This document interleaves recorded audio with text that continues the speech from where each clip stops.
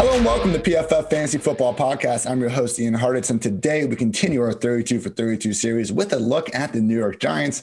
I get it. NFC East was largely a dumpster fire for the majority of the 2020 season. Giants weren't exactly an exception to that.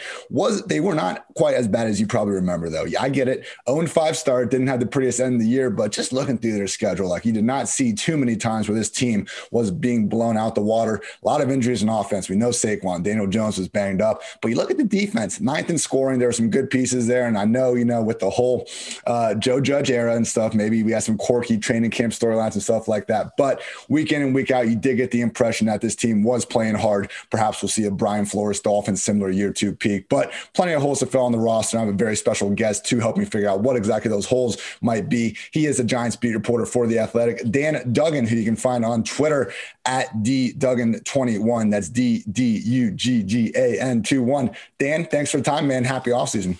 Yeah, thanks for having me. As we were just saying before we started recording, it's kind of the calm before the storm here. Exactly, man. We were recording this on March 2nd, so we got, a couple more days this week, next week, and then free agency really gets going. Always love when, the NFL has their legal tampering period or whatever, and pretty much every deal gets done during those 3 days. So that storm is approaching, but like we said, plenty of stuff to get to before then. So Dan, how about you start things off with your top 3 team needs for the New York 2021 Giants? I think the clear number one is a number one receiver. You look at what they had last year, they had a bunch of number 2s and maybe number 3s even really, and just really have lacked that number 1 guy really since the Odell trade. And not to relitigate that, because he certainly hasn't been, the number 1 guy that he was here since he's been traded. So that's neither here nor there, but they need to get a player of his caliber, and it's easier said than done. That's why a lot of people are sort of opposed to the trade, because you can't really just patch it together with Sterling Shepard and Golden Tate. And Darius Slayton was a revelation as a 5th-round pick. But, year 2 was really no better than year 1 for him. So I think, I'm not saying you've seen his ceiling, but I don't think he's going to suddenly morph into a, game-breaking number 1 guy. He's certainly a great compliment, but you'd like to put him around, an Allen Robinson, a Kenny Galladay, some of these guys that may or may not hit the market. That's obviously going to, be a big factor, because there's some really attractive impending free agent names, but how many of them actually get to the market? Does Tampa Bay lock up Chris Godwin, or do they tag him? All the top guys, it's sensible, as we just talked about how hard it is to get a number 1 receiver, for them to try to retain them one way or the other. So that is certainly going to impact, what exactly the Giants do there. I don't think that they're necessarily even going to spend $20 million a year, what it'll probably take to sign one of those guys.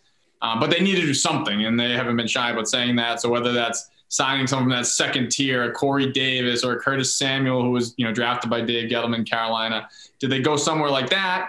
And then you also have the 11th pick, and it's hard to forecast who will be there at 11. But there's really 4 sort of head and shoulders top receiving weapons, whether it's Jalen Waddle, Devontae Smith, Jamar Chase, and Kyle Pitts.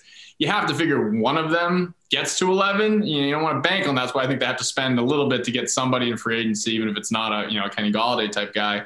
But they need to address that. So that's number 1, and it's far and away their biggest need. I mean, they have a young quarterback. You need to put some talent around him to really be able to fairly evaluate Daniel Jones. I think after that, you can kind of pick your spots. I mean, they definitely need to upgrade edge rusher. But I'm not sold that they're going to be in the market for this. Again, there's big names at edge rusher that, may or may not hit the market, the Shaq Barretts and Yannick Ngakoue and Matt Judon, all these guys. I don't know that the Giants are going to spend there. It's just, you look at Dave Gettleman's track record. If anything, he's been shedding high-priced edge rushers, whether it's Olivier Vernon and Jason Pierre-Paul, Joe Judge. He comes from the New England background where they had not spent big money on edge rushers in free agency, at least not consistently. So I think that's a spot they try to sort of patch together, whether it's another mid-level free agent. Like the last couple of years, they've signed the Marcus Goldens and Kyler Fackrells to 1-year, $5 million deals.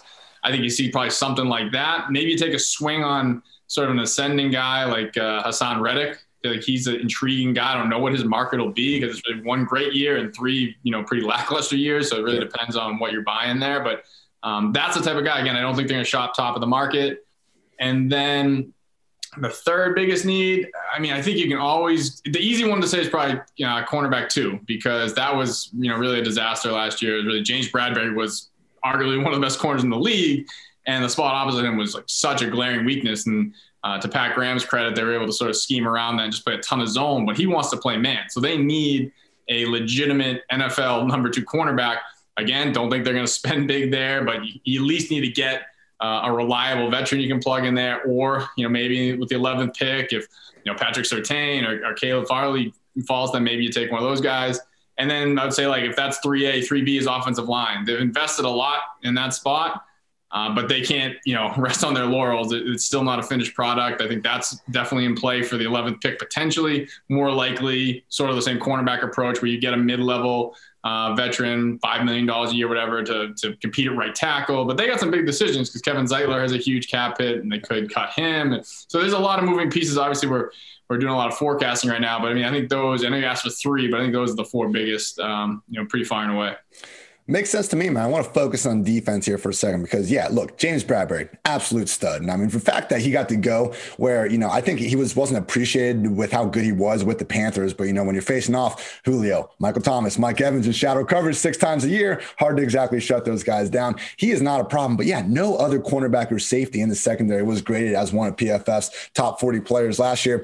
With that said, though, we talked about the defensive line. You're not super confident that they invest a ton of resources in there. We got Leonard Williams, Tomlinson, Kyler Fackrell as unrestricted free agents. Right now, only the Giants, Patriots, and Titans have fewer than $15 million devoted to the defensive line. Do you see them trying to build more in the secondary? I know that's what Flores and the Dolphins have done, other Patriots disciples, kind of treating the secondary a little more important than they might the defensive line? Or do you see it being more just, hey, we got Bradberry, we'll just try to kind of fill in the cracks the best we can elsewhere? Yeah, I think secondary maybe over edge rush. I don't know about defensive line. I think they will invest there because I think Leonard Williams is going to get a $20 million a year contract. So That's a pretty big investment, obviously, right there.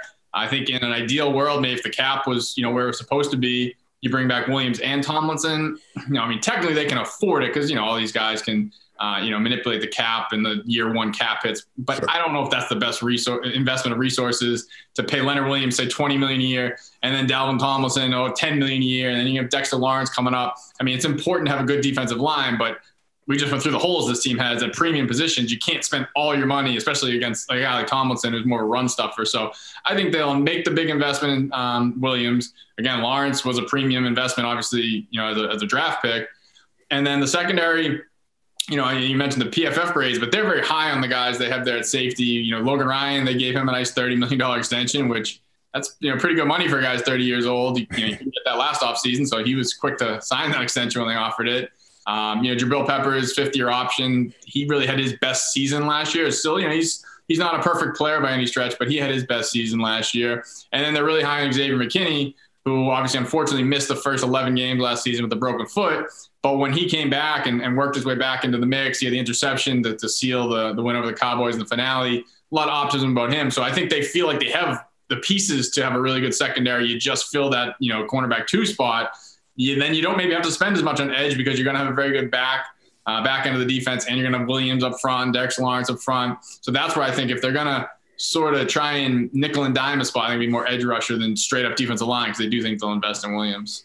Yeah, I think that makes sense. PFF, we have done some studies over the years, coverage versus pass rush, and it does seem like really fixing that coverage might be the preferred method. Obviously, if we can have, elite players all over the field, that's, an ideal world. But if you got to, pinch some pennies, I get going the secondary ahead of that. Before we get to some true workload notes, I want to go back to the number 1 wide receiver spot because I'm with you. That'd be great to upgrade, from one of these guys. Slayton, great 5th-round pick, but kind of reminds me, when the Bears talk about how, like, Darnell Mooney is still, a great guy to have there. It's like, he's fine. Let's give Daniel Jones a legit high-end number 1 receiver, though. One of the things that really surprised me from him this year was how good he was when he did throw the ball downfield. We can talk about the high pressure rate, whether or not he always made the best decisions, but only Aaron Rodgers, Russell Wilson, and Derek Carr had a higher PFF passing grade, throwing the ball at least 20 yards downfield. Yet Jones, his average target depth was really, more in the lower half of the league. Do you see that, in 2021, throwing the ball downfield more often being a higher priority on offense, and could, trying to spend up on someone like a Kenny Galladay, Corey Davis that can get further downfield, better than a Golden Tate? Would you recommend signing that type of wide receiver to maybe get this kind of untapped part of Jones's game at a higher frequency moving forward? Yeah, I think that answer is sort of twofold because it's personnel and it's schemes. Personnel, they have fully admitted they have to upgrade. And so, yes, I definitely think they'll go for it's hard to put a name on it. Even if it's Jalen Waddle, another guy who can take a pop off a defense. They need a guy like that. Like, Golden Tate, Sterling Shepard, possession guys. Slayton is a nice number 2, number 3 who can do that, but just, he's proven he can't go beat number 1 corners. You need a guy who can do that. That's sort of, alpha number 1 receiver, and they're out there. So I think personnel wise, they'll definitely address it. But schematically, the same offensive coordinator is back, and Jason Garrett's approval rating is pretty low in New York right now. So he didn't. Did he mean to clap after you talked about that? But I mean, you look at it in Dallas when he had guys like Amari Cooper and Des Bryant, they did throw the ball down the field, so he's not averse to it. So maybe, I mean, it's so hard to, when you try to do the dissection after a season of, cause and effect. Like, did he change the offense because the O-line wasn't good enough, or because the receivers weren't good enough? Because as you say, Jones was effective when they threw it deep, so it just seems kind of obvious. We'll throw it deep more. And, I think that's a fair criticism from, 20,000 feet, but they might have just felt like personnel-wise that wasn't in their best interest, because that they really hammered Jones on limiting turnovers, and maybe they're trying to go for safer throws. But again, that backfired because a lot of his interceptions came on passes in traffic that went off Evan Engram's hand, or a pass that was late over the middle. So I personally totally agree. I think they should go get the guy who can take the top off the defense and then use it, because that has really been, I think, and I don't know what his rookie numbers were in that category. And I know that, he graded very highly this past year, but I think he was pretty good even as a rookie. Very accurate downfield, throws a nice deep ball. So yeah, I think that should absolutely be a feature of the offense. But again, that's going to take some changes from the coaching staff, and the coaching staff is the same. So they're going to have to be sitting there, and hopefully, if you're looking for that, their self-scouting has revealed, we need to, take advantage of Jones' skill set doing that. And again, it becomes easier if you do have that true game breaker outside. Yeah, we'll see how much Garrett will adjust these days. To his credit, I mean, this was, a better offense after the first month or so of the season. But, man, I remember watching some of these games, and it was like just, if there was a problem, if Evan Engram, Daniel Jones aren't hitting right, it was like design runs were always the solution, giving Ingram these random reverses and stuff, or Daniel Jones running far more than anyone I think would have expected. Hey, credit to Jones. I mean, that dude is legit, an athlete. He can run. I'm not saying you shouldn't tap into that game, but hopefully we can just get a more, 2021 style offense from Garrett here moving forward. So again, this top 3 needs everyone. Get a number 1 wide receiver, look at that edge position, and then kind of 3A, 3B, cornerback 2, and the offensive line. Great stuff, Dan. Moving on, I want to get your thoughts on just some kind of 2021 workload related stuff. Again, we're recording this on March 2nd. Dan cannot predict the future, but as you, as things stand right now, I want to get your thoughts here. So first off, Daniel Jones, we talked about him already and kind of things that need to help with him. But look, I mean, just in terms of PFF passing grade, big time throws, turnover-worthy plays, adjusted completion percentage, he didn't have the same blow-up games in 2020, but I think we can all agree it was a step forward, particularly when you kind of look across the offense. We talked about the room for upgrade. Garrett probably not doing, a great job by, to put it nicely, kind of schematically. What are your, just year 3 expectations for Jones? Because, I mean, we've seen other quarterbacks kind of make this leap around this time. Is this kind of make or break year for Jones? I mean, he turns 24 in May. He's still young, but we haven't really seen him really put that consistent stretch together. Do you need to see that in 2021? Yeah, no, I think this is make or break for him, for Dave Gettleman, maybe not so much Joe Judge, but for Jason Garrett. Like if the 2021 Giants are 6-10 again with the 31st scoring offense again, there's going to be some changes. Now, I don't know if that necessarily means they would cut ties with Jones, but you certainly would have to start looking at either whether it's the draft or, they bring in a veteran to push him, whatever it may be. I mean, we're getting obviously a little ahead of ourselves, but yes, I think this is absolutely make or break. I mean, within the building, they're super high on him. I mean, you mentioned a lot of those stats that, obviously PFF measures, because the countable stats, not pretty, like 11 touchdowns is gross, really, when you break it down. And he had better countable stats as a rookie. He games with 4 touchdown passes, games with 5 touchdowns and no interceptions. So, like, just looking at the box score, it certainly didn't measure up. But again, some of those numbers you mentioned, I think internally they say, like, we gave this guy a very poor offensive line. Saquon Barkley goes out in, the second quarter of week 2. Wide receivers were, underwhelming. Evan Engram was inconsistent. So I think they look at it and see more resiliency. And the hamstring injury was really a dagger, because in their opinion, he was starting to turn the corner. He had that awful game against the Bucs where he threw the killer interception, but they really had him on the ropes. They really should have won that game. It was a Monday night game. Even came down at the end and had a 2-point conversion that would have tied it. But after that, he had some of his better games where he took care of the ball. Wasn't having the fumbles that certainly plagued him. And then he gets hurt. I think it was 3 weeks later in Cincinnati after beating Philly and beating Washington. And he just wasn't really the same when he came back. I mean, he was pretty good in the season finale against Dallas, but I think they would have loved to see, him have 8 healthy games in that second half to really build. And we just didn't get that. So again, it's so hard, like with the cause and effect thing, like was he going to be better? I mean, you can say he was, but we didn't get to see it because he was in and out of the lineup. He played the one game against Arizona, and he couldn't even move, and it was terrible that they even played him. But he obviously looked terrible in that game because he couldn't move. Right. So again, it's a lot of projection there if you're the Giants. Like they're not going to trade for Russell Wilson or Deshaun Watson. Like they're sticking with him, and they picked him 2 years ago. He's been good enough to warrant a third year. But you have to see something tangible, and it's wins. It is throwing for 20 touchdowns, whatever. And it's funny because people talk about Josh Allen, like he doesn't need to be number 2 in the MVP ballot. Baker Mayfield, though, that would be like a nice year 3 jumper guy who sort of had a better rookie year than the second year, but then really took off with a better supporting cast, better coaching in year 3. I think that is maybe a more realistic target. Just get to a point where you go into year 4 saying, all right, this is our guy.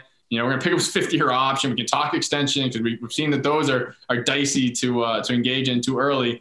But I think a year from now, they're going to have a much clearer answer on if he's the guy or not. Because right now, I mean, it would be hard to have a conviction really either way. I mean, I don't think you can say he's a bust, but you definitely can't say, oh, that's their quarterback for the next 15 years. It's just been too up and down these first 2 years. 100%. Yeah. We don't need to see a top 3 MVP finish to, just feel good about 2022 and beyond. But at least let's try to get, hopefully, knocking on wood, 16 healthy games and above average play throughout that. 100% with you. Now, we've already talked enough about needing to get number 1 wide receiver. It seems though, correct me if I'm wrong, but Sterling Shepard, Darius Slayton, we're still expecting them to be in 3 wide receiver sets. Do you anticipate Golden Tate being as good as gone there? I mean, I've looked at the cap numbers. Seems like he could be a cap casualty. I know there was also seemingly some tension between him and the organization throughout last season. Yeah, no, I think he's pretty much good as gone. Because as you mentioned, they have Shepard. He signed for a couple more years. Slayton's still very cheap. You're going to go out and get that number 1 receiver, potentially. I don't think there's really much use in having a high-paid veteran number 4 receiver who was already griping about his role last year. I don't even have the numbers in front of me. I should have those by heart. But I think it's like $6.5 million in cap savings. That's right. That's very important, obviously, in this offseason with, where the cap is and how the teams are going to be, lifting up couch cushions, looking for any money they can. So if you're going to make some of these other moves, you need to find space somehow because the Giants don't have really any room right now based on where it's projected. They're going to have to make cuts to get to where they need to re-sign Leonard Williams, to sign a wide receiver. So, I think there's basically no chance Tate is back. And the way they structured that contract, it was always kind of an out after year 2 and 2, pretty disappointing seasons. And I think they, go their separate ways now. And with that in mind, do you expect Sterling Shepard to get back to being a full-time slot receiver? Because, I didn't check the numbers after this year, but I know during the first part of his career, really 2016 to 2019, just comparing kind of his efficiency in the slot versus out wide, he was someone that seemed to really benefit from lining up more on the inside, getting those cozier wide receiver cornerback matchups. So it seems like if Golden Tate's gone, depending on who they add, it seems like Shepard maybe could be back to having that full-time slot role, which might fit his skill set even better. Oh, absolutely. I mean, I think that should be, you can't make your free agent decision on a, $100 million receiver or something based on what's best for Sterling Shepard. But all things being equal, you're probably looking for a number 1 outside guy. And so then that also benefits your number 2 guy because Shepard is serviceable as an outside guy, but he's not a guy who's a deep threat out there. He is really effective in the slot. Like you said, those more favorable matchups. He's really good at making the tough contested catches you need to make in there. He's got the short area quickness. He's a reliable guy. So that's why the Tate signing never really made sense from the get-go because you already had a guy who you look at as like a future big part of our team. He's in the slot, and then you go and sign a guy who's only been a slot receiver his whole career. So it just never made sense. It felt like a kind of a panic move after trading Odell. Listen, Shepard has shown the last 2 years that he can play outside, and that's obviously, you don't want to have like this guy plays in this position, this guy plays in that position. There has to be some fluidity. Yeah. So you can move him around or 2 receiver sets. He can play outside. There's some of that, but I think ideally, you get that, again, that just predominant number 1, X receiver, and then, Slayton's on the other side, and then you can use Shepard in the slot. I think that uses his skill sets to the best. I think it sets up the offense the best. And you just have the nice versatility that if need be, he can play outside. But I definitely don't think that's where he's best suited. Yeah, and that would really open up a ton of room for him underneath in the intermediate areas that they can get one of those additional field stretchers as we were talking about. Dan, two more things before we get your bold take. First, how's Saquon doing? We've kind of gotten an update here or there, but I feel like, we saw Adrian Peterson, back in the day, back in the day, like 7 years ago, have the brutal knee injury, come back, go for over 2,000 yards. And I feel like sometimes we look at these outliers and we say, Saquon, he got hurt early in the season, he should be fine. Is he looking like he'll be ready to go for week one, or is it something that we should probably keep closer tabs on? Well, I mean, it's at that kind of dead period in the offseason with veteran guys. They're all in Turks and Caicos, or maybe they're just getting back into the gym, but they kind of go away. So on the Instagram posts, which obviously are going to show things going well, you don't hear a lot this time. Typically in a normal offseason, would have a much better idea in April when they report for offseason workouts. We don't even know if that's going to happen this year. But I mean, I haven't heard anything to indicate he won't be ready for week one. The quote unquote benefit was he suffered that injury in week 2. So, it's not a situation where, a guy gets hurt in week 17. That's rough, because the timeline is so compressed to get back. I mean, even in the most sort of generous timelines, I mean, training camp is like 11 months after he suffered that injury. You would think he'll be back, he'll be healthy. But then obviously you mentioned Adrian Peterson, who is just a freak in every way. I don't know that you can expect them to rush for 2,000 yards and the MVP. I mean, there are plenty of running backs and wide receivers, other players who, year one is they're back, but then year 2 is when they're really back. Yeah. So, and did the Giants manage him? And, there's a lot that's going to go into that as far as his workload, but there's nothing to indicate that he won't be, back and ready to play, week one. There's just a question that we won't have the answer to for a couple of months is he going to be full force? Is he, because I mean, the way the guy runs, a lot of torque on his knees and everything like that. Can he still do some of the crazy stuff he does? We obviously won't get the answer to that really until training camp, because even if there is a spring program, I'm sure they're going to be very careful with him. And, he'll be on the exercise bike and he'll be in the training room. He won't be out there hurdling guys and doing spin moves until at least, sometime in August. Yes. Save that for August, September. Just get healthy, Saquon. Truly. I mean, look, I know this last year, Derrick Henry, Nick Chubb, Kamara, a lot of great running backs about there. I'll put my money on Saquon when he's at 100% in terms of just the best back in the league with the ball in his hands. Dan, last thing, Evan Engram, this is a fantasy-minded podcast. He disappointed a lot of people last year. I'm not saying it was all his fault. We've talked about Jason Garrett, but just in terms of if you could have told people, hey, we're getting 16 games out of Evan Engram this year, he's not going to, miss any time. And for him to kind of put up the numbers he did, it was awfully disappointing. What is his future with the Giants? Could you see a bounce back coming, or are we probably going to have to start looking on to potentially who his second team could be before too long? Yeah, well, you know what? I might have to just double up your 2 questions there, because to tease the bold thing, and as I was kicking that around go ahead. So I think and this is a bold take. I don't think this is going to happen, but if you ask for a bold take and I say Daniel Jones is starting quarterback, it's not very bold. So I'll say that Evan Engram is not back. And I think he will be. So if you're asking for a bold take, I'm just saying I could see that being the case where, he's got a $6 million cap hit for next season. That's not a lot, but it's something.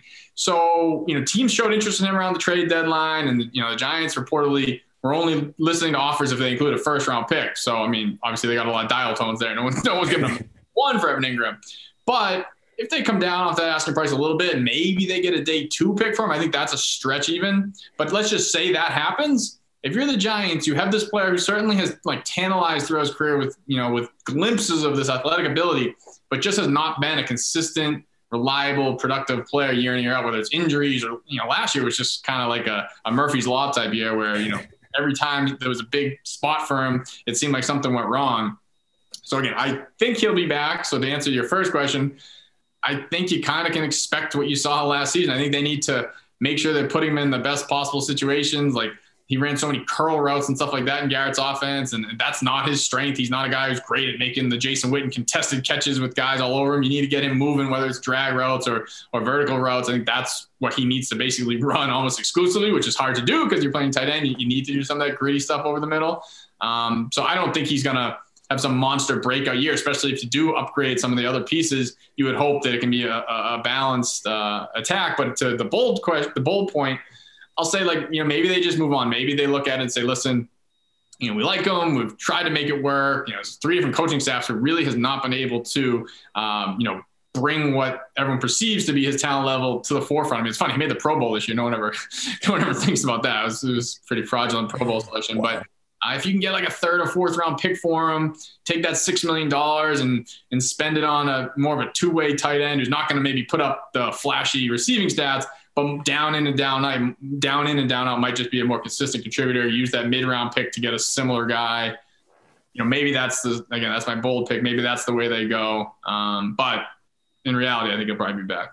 I like it, man. That is a great bold pick. Usually I've been asking people for their bold call on the podcast and, I don't know. I'm not good at these things. You came right out with it. You had some confidence with it. I love it, man. And yeah, the fact that Ingram made a Pro Bowl last year, I mean, there should just be some sort of threshold. I don't care if you need 3 tight ends, if just mark it down if someone doesn't mix into it. But yeah, ever since Trevor Siemian declined his Pro Bowl invite back in like 2015, I've just said, you know what? I'm done.